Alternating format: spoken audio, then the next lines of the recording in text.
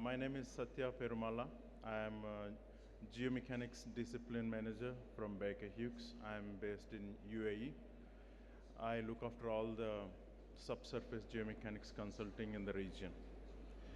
So, welcome to this hydrocarbons exploration, production, and development this session.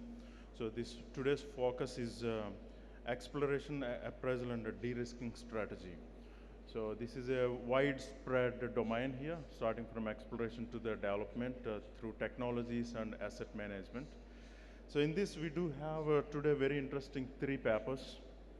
So first one is very much onto the effective ways of logging things and getting best value out of subsurface logging. And second presentation got cancelled, but we can use that for an interactive discussion. I would promote your time also to use this time for discussion. Then we do have a presentation on especially the strategies for Asian national oil companies about its internationalization. And finally, we will be having a de-risking information testing strategies. So quite diverse topics, but all of them fit in very well for optimization of exploration and development strategies. So as a first speaker, I would like to invite Mr. Bikash Devnath from Oil India, along with Biswajit Saha from Oil India.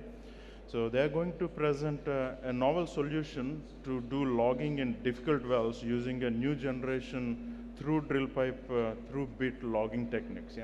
So I hope this is going to be an interesting topic to do the formation evaluation through the drill pipe in a difficult, challenging situations. I think a lot to learn from this. So, Mr. Bikash, please.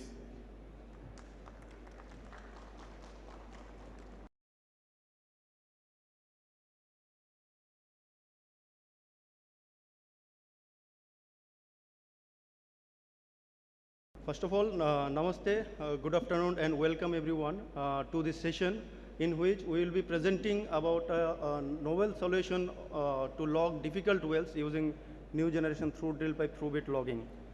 I am Bikash Devnath, presently working as a Chief Engineer in Oil India Limited, and along with me, the author team, Biswajit Saha sir, General Manager Oil India, and Jonathan De Silva from Baker Hughes is also present here to conduct this session.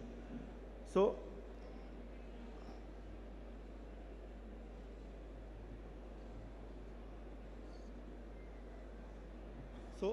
to start with the agenda, I will be first introducing with the challenges and the compromises we are going through in recent years to meet the objective of logging while we are encountering difficult wells, and how using this new generation method, as we have mentioned, through drill pipe through bit logging, we are able to mitigate those challenges. And then next I will be going through few data comparison and case studies to establish the benefit by deploying this methodology, then some cost approximation, and ending with the conclusion. So the main objective of logging is like the formation evaluation by logging in a drilled well, which gives us the critical and the necessary data to evaluate about a well, or to take the decision on the well in terms of presence of hydrocarbon is there or not, or there is the commercial value of it is or not.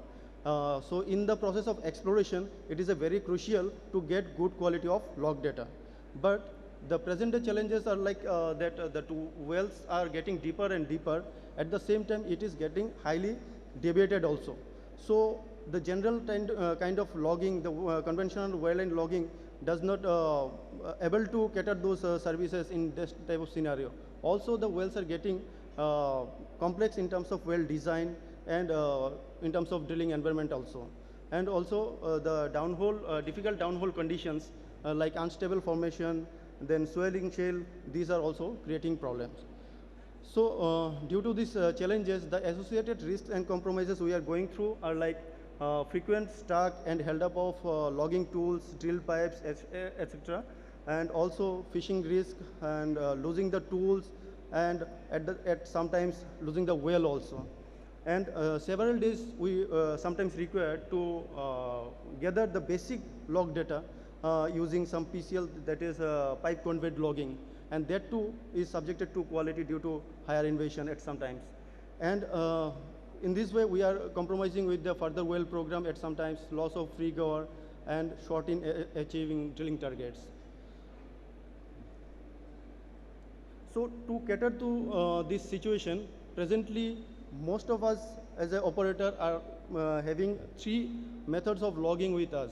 That is wireline on conventional mode, then logging while drilling, and pipe conveyed logging.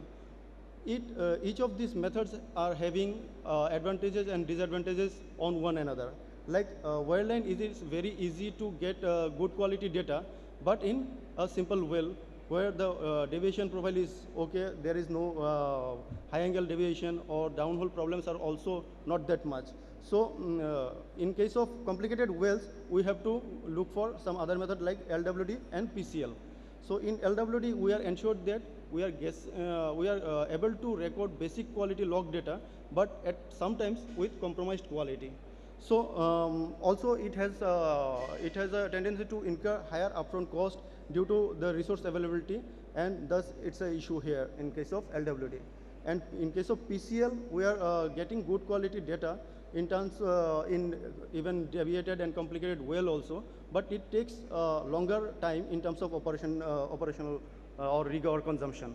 So it is a disadvantage here. So we have to choose in between these two in a cautious manner.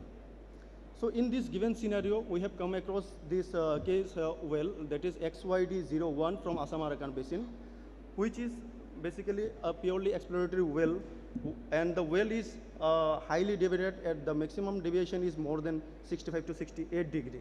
So conventional logging is not an option to deploy in this well. And also due to its longer open hole section and shallower casing shoe landing, the PCL, that is pipe conveyed logging, is also not feasible. And that's why we have recorded some basic LWD data with some compromisation of data quality.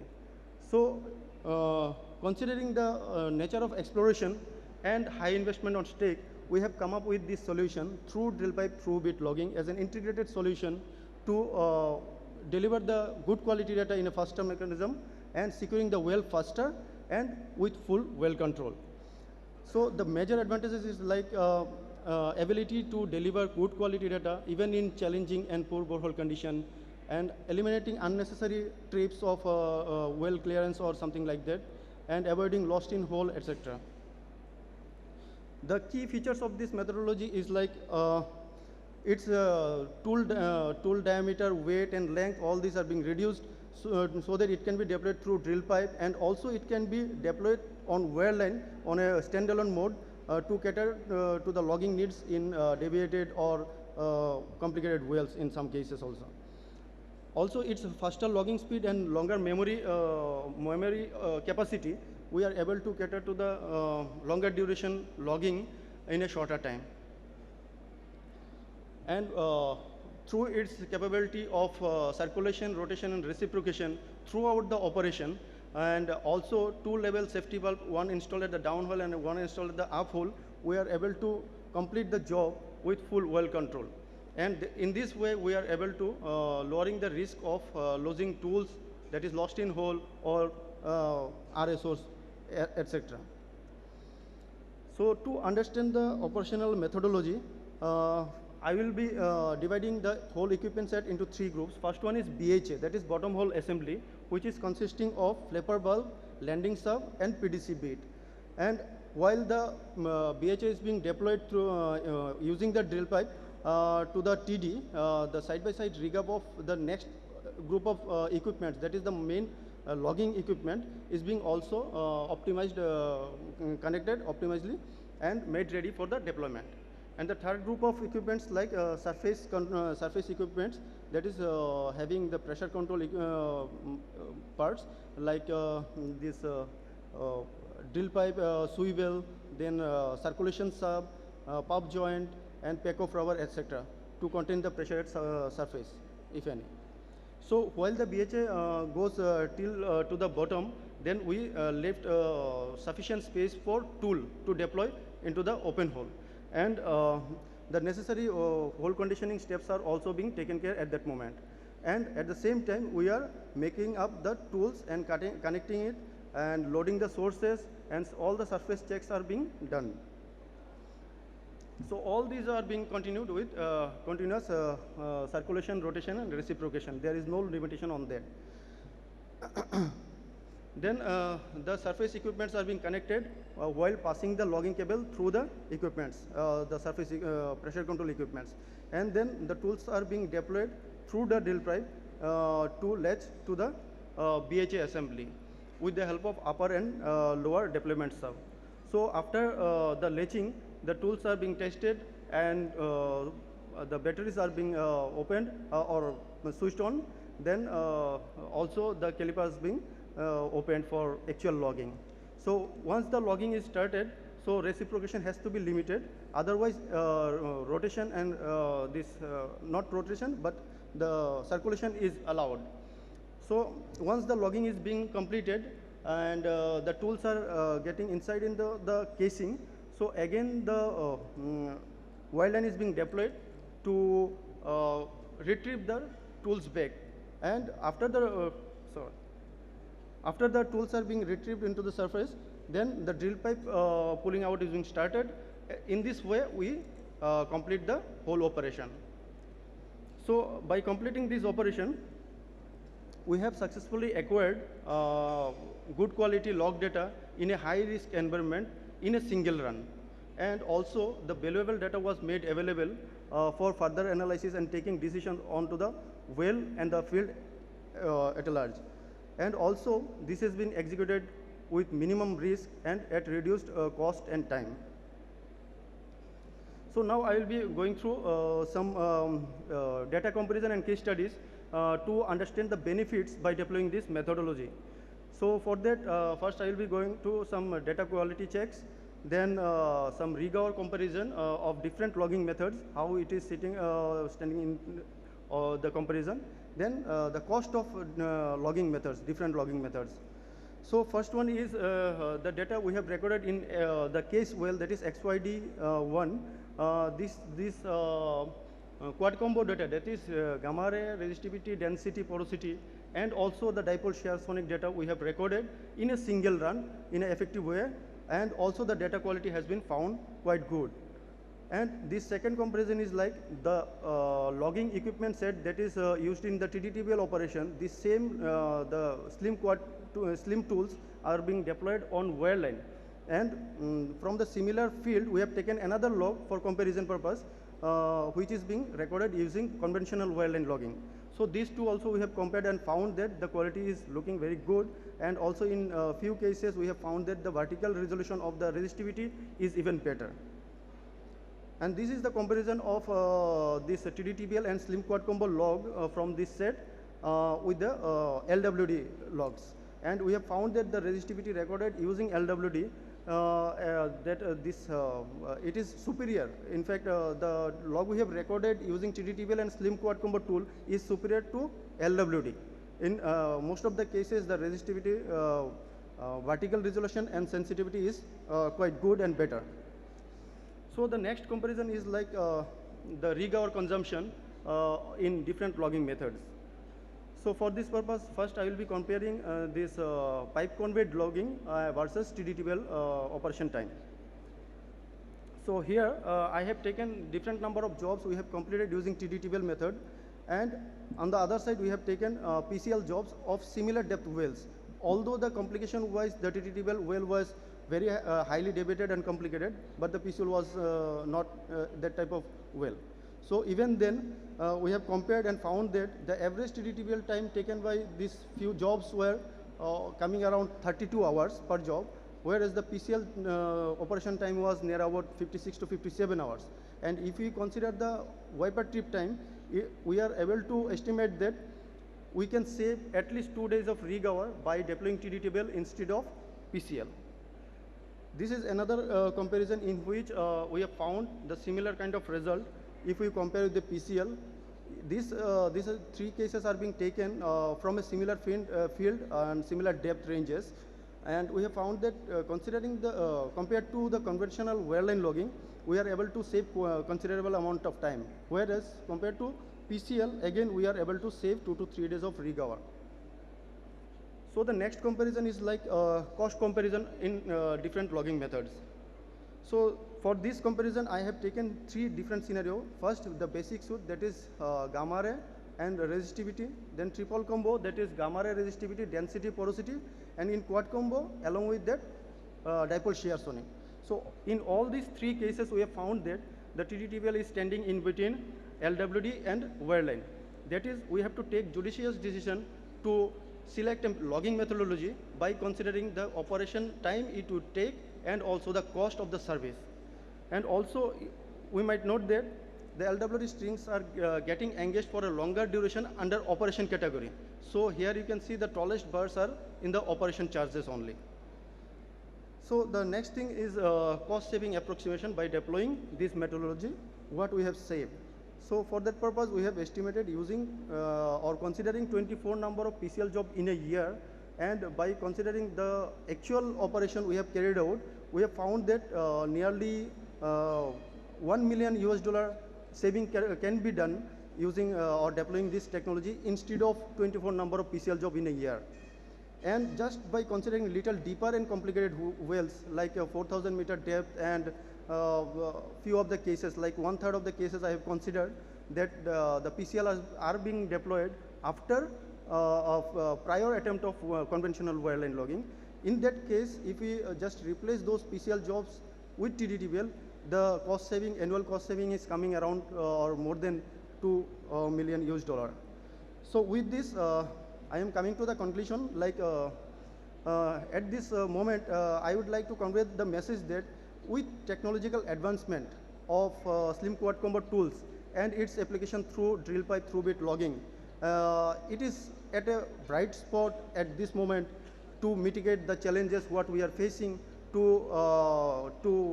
meet the logging needs in a complicated wells as we are talking about.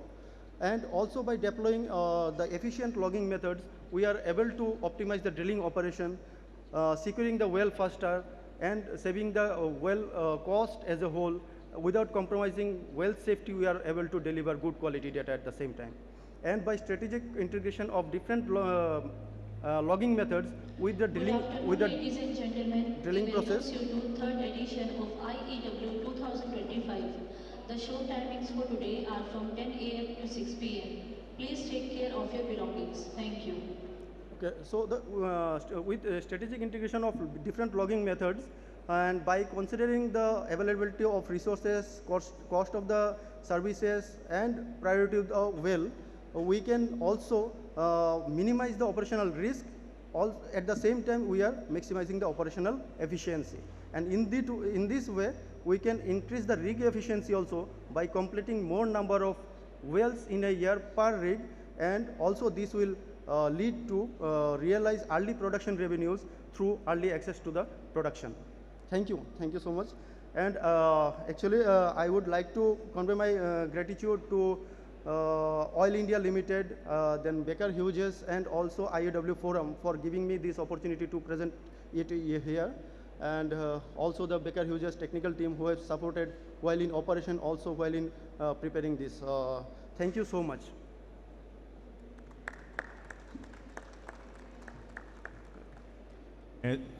Thank you for a wonderful presentation. Just have a quick question. Okay, sir.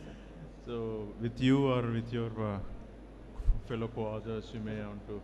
Yes, So this sure. is a very new way of saving cost Yes, in the present cost-sensitive environment, right? Yes, So what are the conditions? So what are the conditions at which this methodology or technology can be utilized or cannot be utilized? Do you have some operational technical boundary that you think you are comfortable to use this? Yes, actually this method, it can be deployed where the well complications are there. It is made for that, or it can be deployed, as I have said, we can deploy those tools in a normal well also using wireline also. So that capability is already there. And this is being made with a purpose that we can log anywhere where the drill pipe can go. If section of a well is very troublesome. We already know. So by skipping those zones with the help of drill pipe, we can go to the target zone and we can record this. So that is the purpose. So in terms of deviation or well complication, there is no limitation. We can select this as a alternative option to record, or in fact a priority option. Okay, thank you. Biswajit ji, you have something? Yeah, I'll just try to figure out that question in other terms. We are not here to change what LWD can do. So LWD has its own limitations and advantages mostly, and it is an integrated part of the drilling string actually. But what we see this technology in the years to come is like it's certainly going to get fully integrated with drilling. Once the bit technology, we are talking about the bit that is there, the portal bit, the bit which will actually allow the tool to pass through to the formation, will actually, when the bit is able to drill, and at the same time we can take during the trip runs, regular wireline, probably it will give a different perspective to this kind of a technology. That is something I think in the near future we can look at. Other than that, I would say, as he rightly pointed out, that the issues of de-risking. De-risking is one of the agenda out here. So what I see is that like LWD, there is issues of stuck issues out, and more often than not, we lose a lot of strings in the hole in a year. Okay. Probably this technology can de-risk the loss of tool that occurs, or even pipe stucks. Lost in hole. Yeah, lost in hole. So that will be a huge reprieve for the exploration group when they explore this kind of difficult reservoirs, right? I think it's a new opportunity to rely with the original wireline logging interpretation methodologies that are established for decades, and also to overcome the LWD limitations. So I think this is a very new opportunity at cost, so I appreciate that. Yeah, so you may want to comment on... I just would like to add something. Good afternoon, everyone. Jonathan, you're the co-author.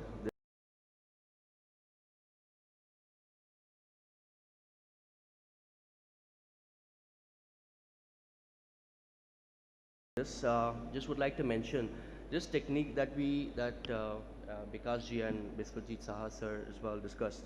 It's actually utilized in any wells where you could potentially have the risk of not getting the data.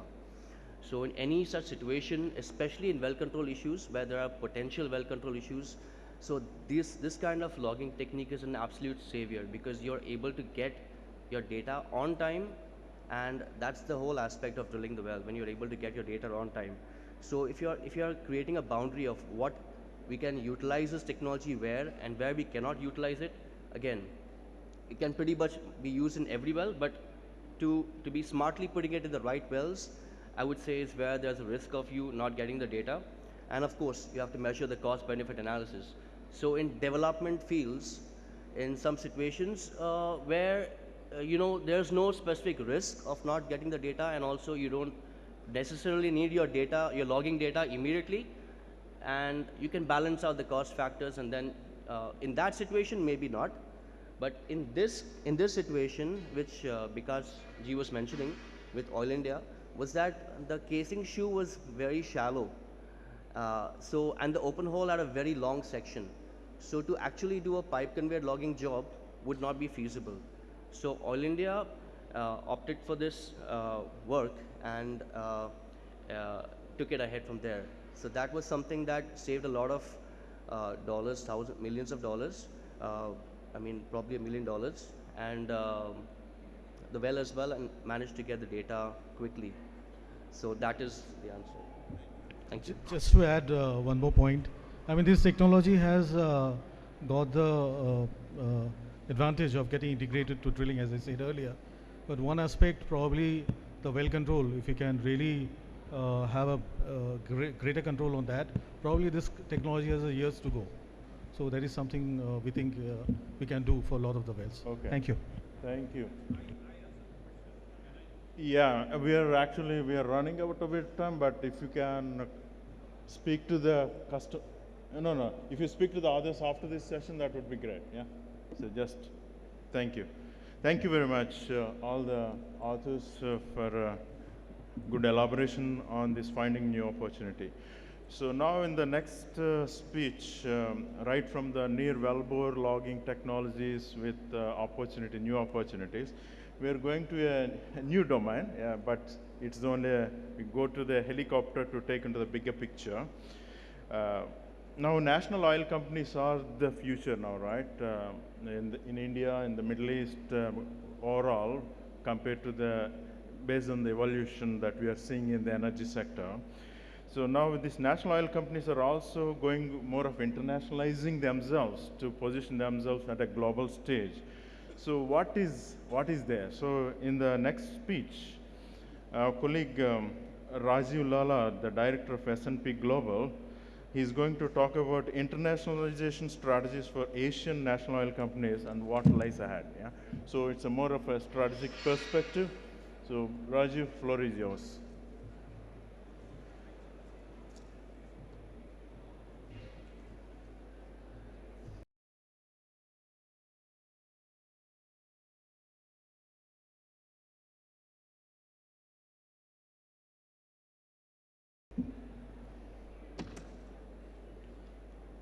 All right. Thank you so much for your time and for your attendance. My name is Dr. Rajiv Lala. I lead the NOC strategies research in S&P Global, especially focused on upstream strategies. So we've gone from very granular research on well logging and a bunch of terms that I kind of have read through but never fully appreciated as much as I'm appreciating all of this now and the importance of all of it.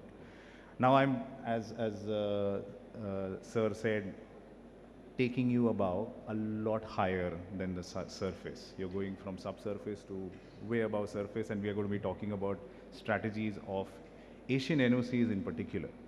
Now, if you remember basically the first 15 years of this century, Asian NOCs did undertake some very aggressive internationalization strategies. I term it internationalization 1.0. This was a period where the Chinese NOCs went abroad very aggressively. The Southeast Asian NOCs like PTTEP, Pertamina, Petronas, and then of course the Indian NOCs, very, very present in international M&A, having undertaken acquisitions in the big ones like Mozambique, Canada, Russia, and bid rounds and essentially a diversity of geographic exposure was prevalent across Asian NOC portfolios. But then what has happened after 2015? In addition to what we already know with respect to the price collapse, there was also a shrink back or a shrinking in ambitions with respect to the NOC's internationalization strategies. Some of it was home-based, and as I'll show you in subsequent slides, some of the pressures were home-based. Some of the pressures were from the portfolio itself. And then, of course, some of the pressures were price-based. So what comes next? And why now? So internationalization 2.0 is essentially upon us. It's close. And by us, I mean NOCs from this part of the world. Why? Most NOCs in Asia are nearing peak production or can see peak production in the near future. It's visible, which means that if you're thinking of growth as an NOC, that's primarily what you think of. You don't have the option of, for that matter, most of the global IOCs also don't have the option, but at least for a little while, some of them did talk about shrinking their upstream portfolios. Now we are back where the narrative is shifting back away from that, let's shrink, because of the confusion that probably existed that peak emissions is the problem, not peak oil demand. So we do see that disengagement from that combination of that narrative that emissions is the problem. Is emissions the problem? Yes. Is oil and gas demand the problem? Probably not. Certainly in this part of the world, which is in clear need of energy. So with this in mind, what does internationalization 2.0 look like, and what is the influencing factors, or what are the factors that will influence? So first, clearly Asian NOCs are going to be more choosy. Back in the pre-2015 period, there was a period of all kinds of geographies: Africa, Canada, Mexico, South America. You name a geography, and many of those geographies would have some presence or the other in Asian NOC portfolios. But the home base and the dominance of portfolio concentration in the home base meant that even if the portfolio did have exposure to those locations, the concentration of home base of a particular asset type, or maybe two asset types, primarily conventional onshore and offshore, meant that the moving of the needle for the portfolios from international strategies was going to be very hard to achieve.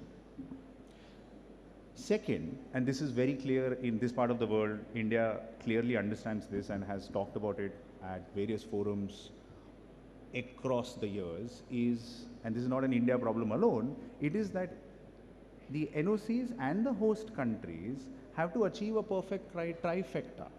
The trifecta is balancing profitability, because today's profitability is cash flow for tomorrow's investments in low carbon and other allied industries, or transition. Second is sustainability.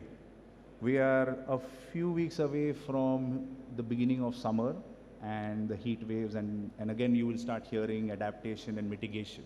So sustainability of energy consumption becomes very critical, both for the host country as well as for the NOC. And third, reliability. Now this is a point which has suddenly come up with the new administration in the United States, which is, it never went away from India, which is the issue of energy security, and not just energy security from the perspective of reliability of revenues for the NOC, but physical energy security. And as a student of international relations, I will leave you with one word that you can go back and study from your textbooks or go check out on Wikipedia. It is the word autarky. Autarky is something that is back as a term which we studied many, many decades ago and then stopped studying, but now that word is back. Go check it out. So, so what is internationalization 2.0 going to look like for NOCs? Well, it will involve more selective focus, more portfolio high grading, and more pursuit of non-traditional partnerships, and non-traditional in the sense that NOCs have usually not been that type of partners. We are already starting to see this with a deal which was just cracked 2 weeks ago, where an NOC and an IOC in India got into a partnership. So, one very key element for NOCs always remains the host government dependence on revenues, including from the NOC. Not primarily only from the NOC, but including from the NOC. And depending on which country we are studying in Asia, it can range from about whereabouts of 20% dependence of the Malaysian government on Petronas to about 1 to 2% of the Indian government on Indian NOCs. So with this revenue dependence of the host government clearly on the NOC, it means that it influences tomorrow's spending plans.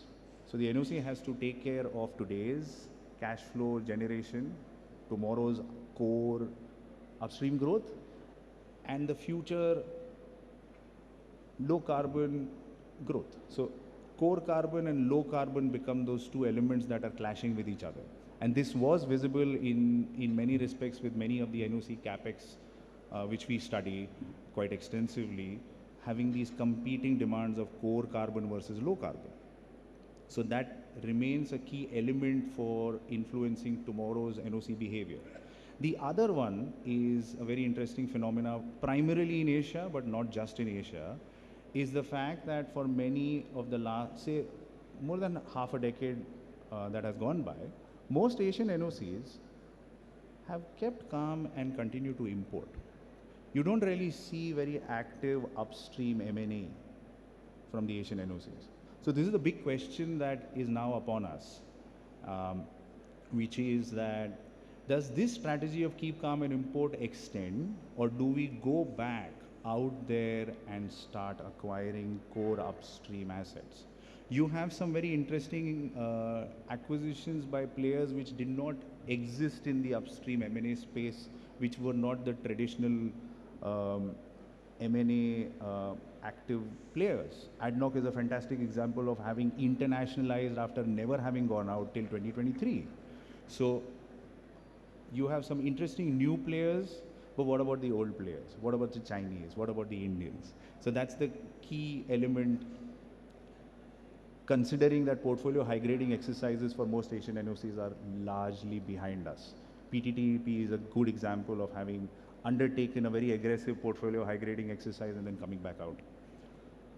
So, as I was talking earlier with my key messages, the concentration types are key, and most of the concentration of the portfolios or production for Asian NOCs is the home base.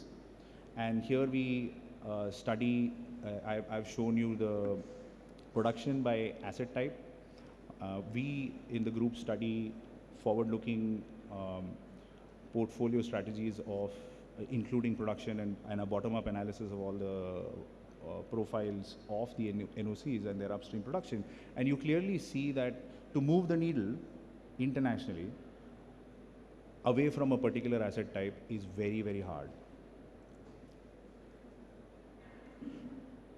Interestingly, another aspect that is clearly coming up in the horizon or is already there for some Asian NOCs is the fact that the R/B ratios for most of these are quite low versus their peers in other parts of the world. You have the ones marked in yellow, 20 years, 30 years, maybe 40 years. Now, as the narrative has shifted away from peak oil towards peak oil demand, and again a little away from the peak oil demand, we are seeing companies reassess whether peak oil demand is as close as it was made to sound just a few years ago. The risk for the bottom of this chart companies is the risk of not having enough assets. The risk for the upper top leaders is clear. For them, the issue of stranded asset risk is clear. But what about the ones on the bottom? Could there be a risk of absence of assets, even, and you having peaked way before peak oil and gas demand? So that's a risk that is influencing NOCs as they think about their M&A and internationalization. This chart essentially shows the presence or the dominance of the home in the NOC portfolios and the dominance of the NOC in the home base. So the gray is basically looking at how much of the home base is the share of reserves for the NOC, and the orange is NOC's dependence on the country for its portfolio. And as you see, there are some very significant and familiar names with respect to having a very clear home bias. To end, and this is a point that is a bit nebulous but very critical and continues to be overshadowing everything that an NOC does, which is that the state dependence on revenues from not just the NOC but the energy sector means that in most cases, including in places where the state is a high importer, the revenue dependence of the state on energy cash flows, either directly through being 100% owner of the NOC, which is the case in Petronas, or being a shareholder but a big dependence on taxation revenues, means that you usually have the state having its shadow over a lot of the behavior that the NOC undertakes. And so NOC strategies are clearly being driven. This is a pretty well-known fact, but what tends to be harder to assess because of the lack of disclosures and the convoluted nature of the measurement of cash flows in many cases is what is that economic dependence on the NOC? How much? And Does that mean that the state is a larger player? The answer is yes. In most cases, the state is a very, very large player, which means that transition is not just an NOC problem.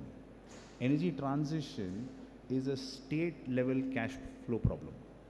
And so, as long as the cash flow issue does not get resolved easily, the dependence of emerging and growing economies in Asia on energy revenues will stay elevated and stays quite clear. And so as a result, all the aggressive decarbonization investments will have to resolve this cash flow problem. It's much easier to tax a barrel of oil and gas than it is to tax a molecule at the equivalent levels that the state dependence is on. So which means that the heft of that taxation of that barrel and the heft with which the state can extract dividends from its NOC has to be resolved. Until that happens, you essentially have NOCs will continue to be very, very much in the center, either as a monetizer of oil and gas or as a monetizer of international assets and bringing either the physical barrel back home or the physical molecule back home or the cash flow back home. So with that, that's my time. Thank you so much.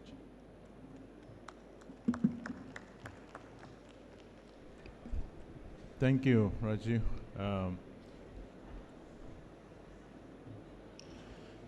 Thank you for interesting presentation of explaining the new trending of these NOCs going international. So I may just have a quick question.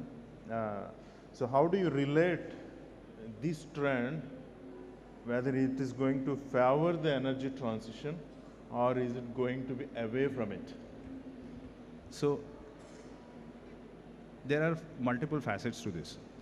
There's the scientific facet, which is the engineers on this floor can, which is dependent on them resolving this, which is if the emission, if the oil and gas is de-emphasized, the emission from oil and gas is de-emphasized and lowered, and decarbonization happens, then the traditional industries can continue, and energy transition in that sense is a transition, but it is a transition to cleaner oil and gas, or absolute clean maybe, net zero in some form.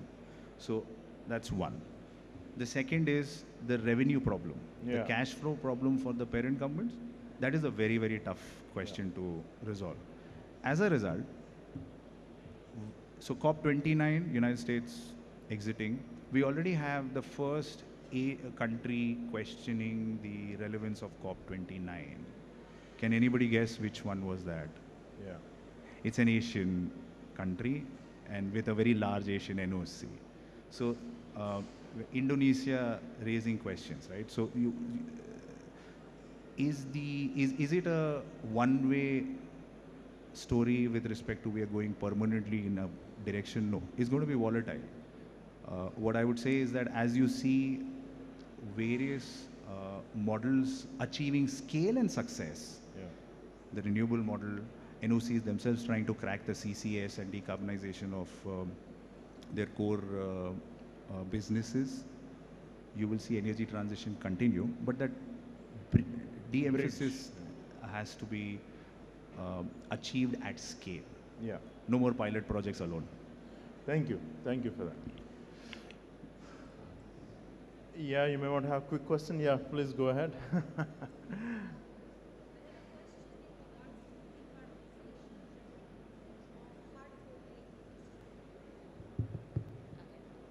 Should I repeat?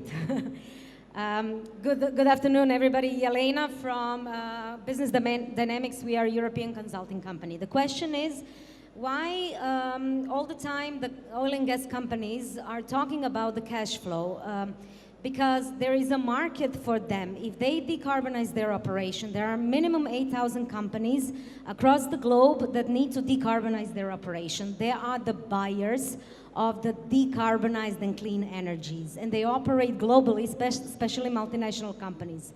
So if there is a market, why oil and gas companies kind of lack their strategies into diversification of their energy sources, of which a big chunk and portion of those that are clean would be able to easily find their markets? Hello. Thank you. Okay, so I'll separate the NOCs from the international oil companies for a clear reason, which is that the nation plays a very critical role. A big chunk of the cash flow disappears from the NOC balance sheet. Every NOC has commitments. So which means that the host government becomes a very key player.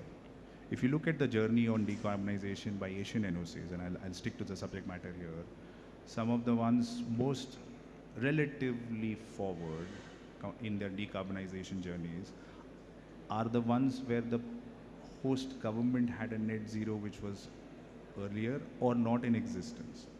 So in the case, so that's one part of the problem. The second is that for the NOC, the home base becomes very critical, and as I said earlier in my presentation, if the surplus is being absorbed away from the NOC, away from core operational strategies, if it is getting absorbed by shareholder returns. This is a problem that global IOCs also have. And so as a result, the shareholder demands where there is a clear distinction between give me my money, I would rather take this money and invest in clean tech somewhere else. You focus on what is your core. So you had global IOCs struggling with this, the global integrateds where the Europeans went very aggressive in a particular direction and the North Americans, Exxon and Chevron, did not. It doesn't mean that they were not aiming for transition. It's just that they thought that they wanted a particular type of dominance. So the shareholder pressures are creating cognitive dissonance within oil and gas companies where they do want to decarbonize, but at the same time, that cash flow problem of give me my dividend now is forcing, and that pressure is the maximum on emerging economy NOCs of this part of the world. I think in principle, there is no straightforward answer to this, but it looks like more of a scenario-based response to the market conditions based on the demand. Okay, thank you very much. Please continue the discussion after this session. So now, again, we will move the helicopter to the different direction, back to the well scale. So next presentation is by Valerian Lopez. He's a reservoir engineering team leader from Global A&I Hub from SLB. And he's going to talk about a new methodology, how to integrate the cloud-based artificial intelligence solution for well testing. Yeah? So the topic is de-risking the formation testing operations using a new cloud-based transit fluid modeling workflow. So we're pretty much trying to integrate AI-based modeling with the reality. Yep. Let's check the reality. Thank you. Go ahead, please.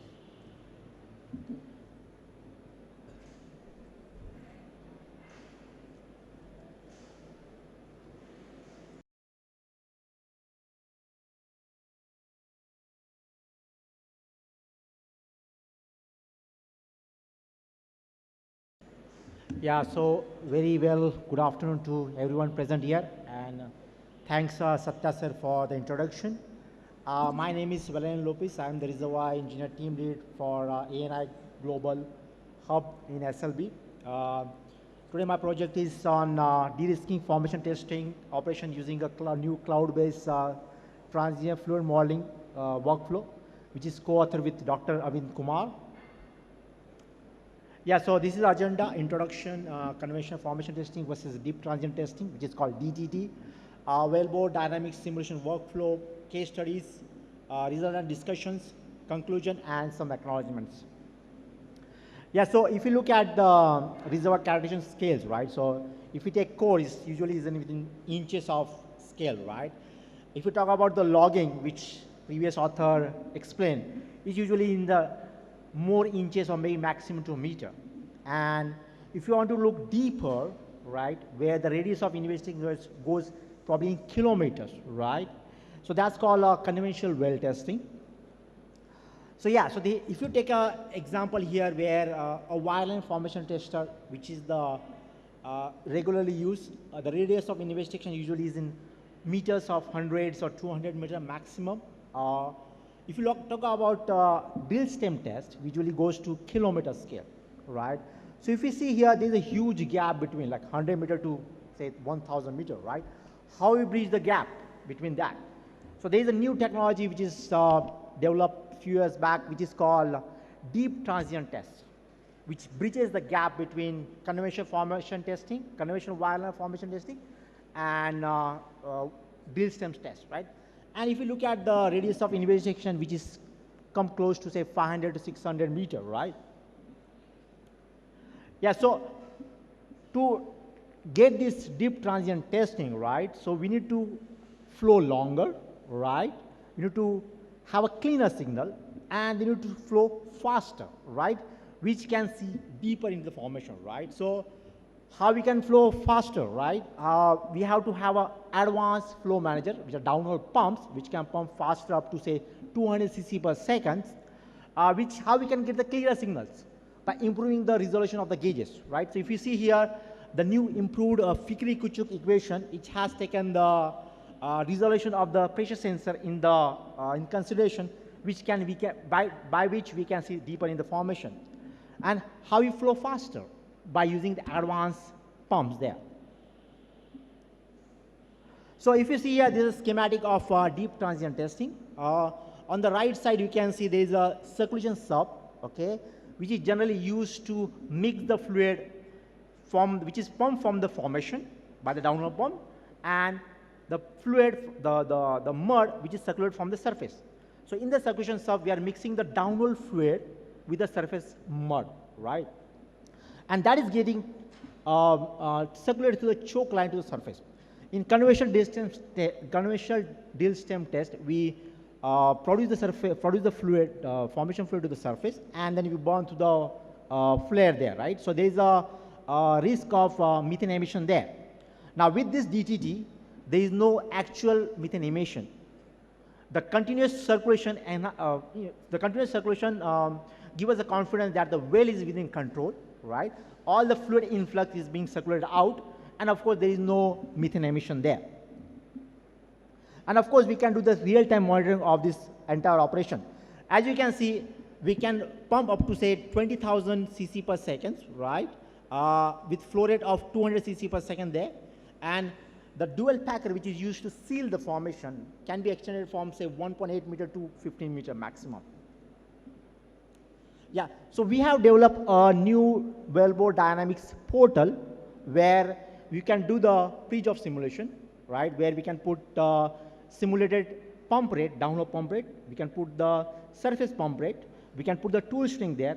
We can put the interval or the hours of the circulation, right? And which can be monitored in the real time, and it can be compared against the simulation. And of course, the answer product from the deep transient testing can be visualized in the real time cloud-based platform there. And we can also do the modeling in the real time.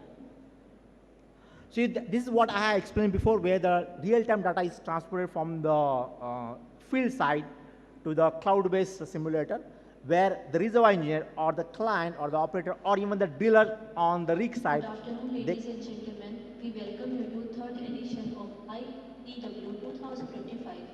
The show timings for today are from 10 a.m. to 6 p.m. Please take care of your belongings. Thank you.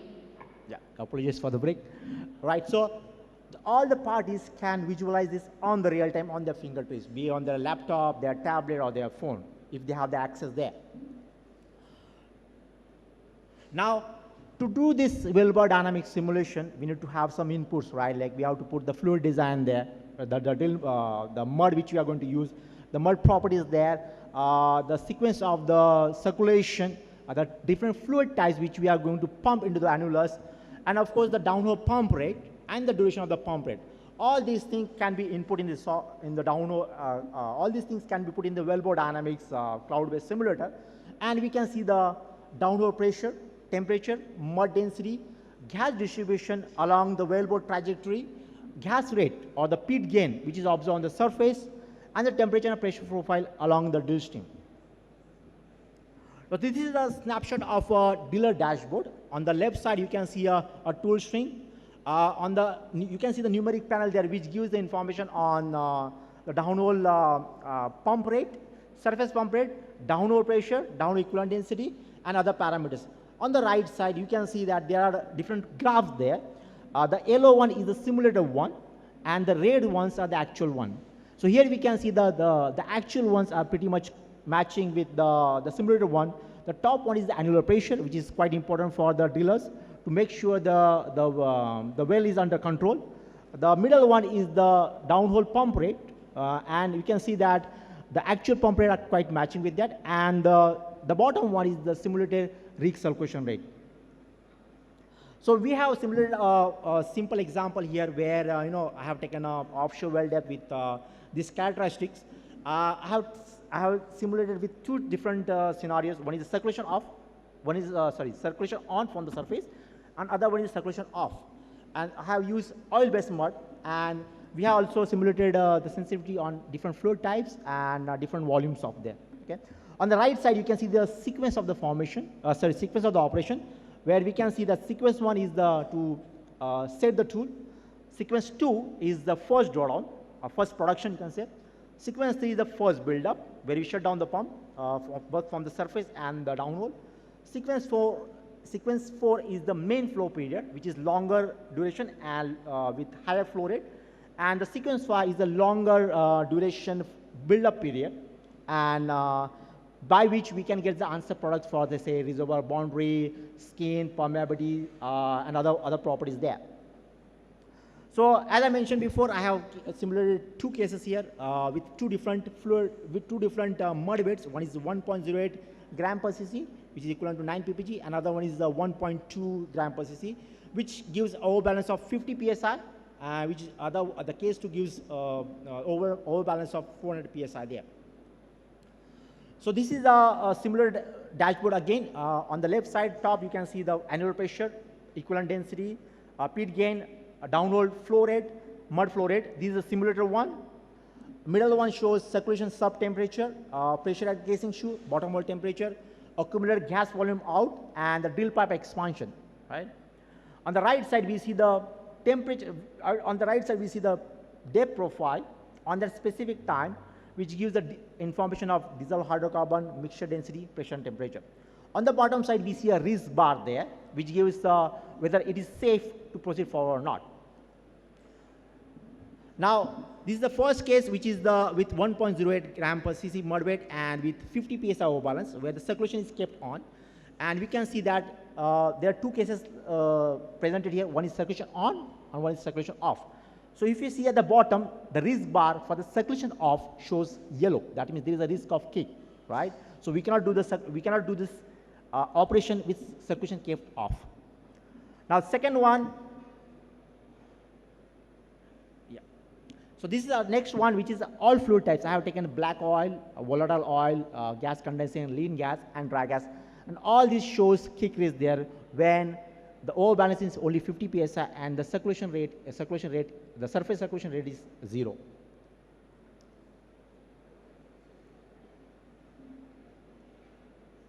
Yeah. So this is another case with having more overbalance, 400 psi overbalance. Here we can see that even with the circulation is on or even the circulation is kept off, the risk bar shows green. That means if you keep overbalance as high as 400 psi, it could be safe to proceed forward for this operation. This is for the circulation off, right, where it still shows soft. It still says that the well is under safe. Even for the 5 different fluids I have simulated there.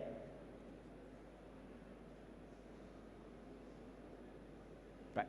So results, we have explored 5 different fluids and 2 overbalance scenarios there. If you go with single station, right, with 400 psi overbalance, it is safe to proceed. If you reduce the overbalance or if you keep the mud weight low, it is not safe when you don't circulate the pump fluid out. I have also simulated the 3 stations scenario with 50 psi overbalance. It is safe with circulation, but not safe with circulation off, right? So mud circulation is quite vital for ensuring the safety of the well, right? And real-time monitoring is crucial where the client or the operator or the driller can take the adequate decision. So the cloud-based simulation match actual versus the simulated data very effectively.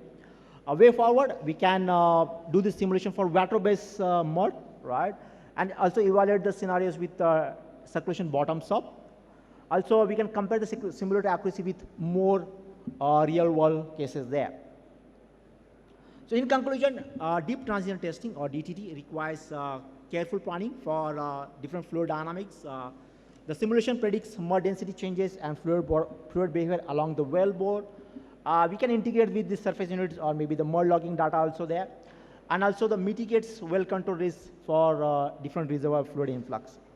So the consideration are taken that this simulation illustrative, right? Real scenario might vary a little bit, vary by little amount there. A well-controlled algorithm evolves for complex fluid calculation in future. So I would like to acknowledge SLB for giving me the chance and India Energy Week to give me a chance to present this case study there. Just wanted to go through some of the references which I use. Yeah, thank you.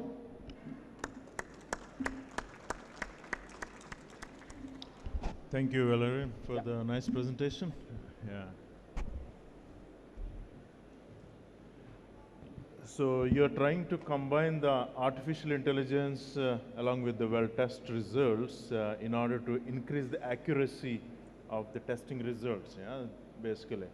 So do you think integrating that with the reservoir simulators, which is the actual real truth, to get the more accuracy and the recovery factor with this, do you think that way will bring more reliability and enhance the asset value, basically? Yeah. So yeah, your question is quite correct. So yes, I mean, the plan forward is to stream this data in the cloud-based simulator. You see and seen the snapshot in the first few slides, and where we can match the results with reservoir model. Of course, we need to create the reservoir model, put this real-time data there, and get some more insight of the reservoir, maybe how much it can produce. Given the data, right? This was the pump rate, right? This is the how much I have seen in the formation. These are the properties, and what could be the productivity estimation. So client or the operator doesn't have to wait for full-scale well tests, right? Yeah. Of course, I'm not saying that this is the replacement of the well test conventional, but this will give further inputs for better planning of the conventional well test, right? And where, you know, where the conventional well test is sort of a ban or say is not taken safe, considered safe, this can give some answer products. Of course, it is subject to the regulatory requirements, right? But we need to take that into account. Yeah, thank you. Thank you, Valerie. So anyone has any questions to question or challenge Valerie on the well test?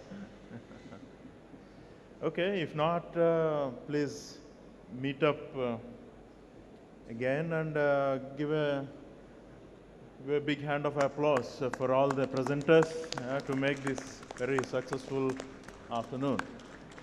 Yeah, and if you do have any questions, please meet them after this session. So this concludes this session. Yeah, and thank you very much for all your questions and interactions, although there is some challenging auditorium environment. Yeah. So if the others, if you can join me for a